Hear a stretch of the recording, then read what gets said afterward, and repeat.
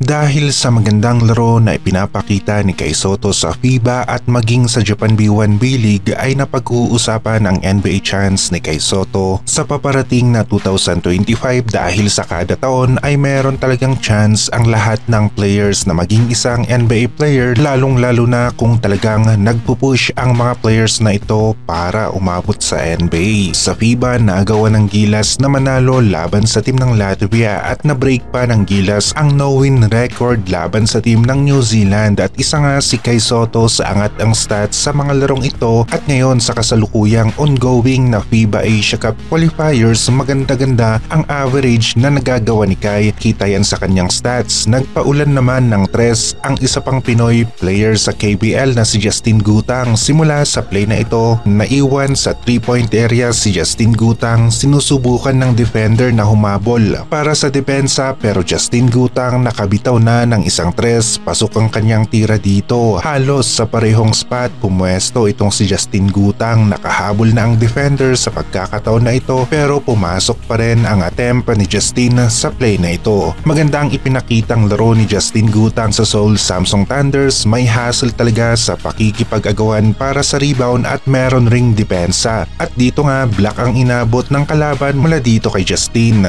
Maganda ang laro ni Justin sa KBL at wala nga ring angal ang player na ito, sumusunod palagi sa kanyang mga coaches, ginagampanan ang role na ibinibigay sa kanya sa kada laro. SGA naman muling magbabalik sa hardcourt sa paparating na 34th Dubai International Basketball Championship. DeMarcus Cousins at Andre Blatche ang mga naunang players na kasali sa lineup ng SGA na maglalaro para sa Strong Group Pilipinas at binubuo na nga ng SGA ang kanilang lineup.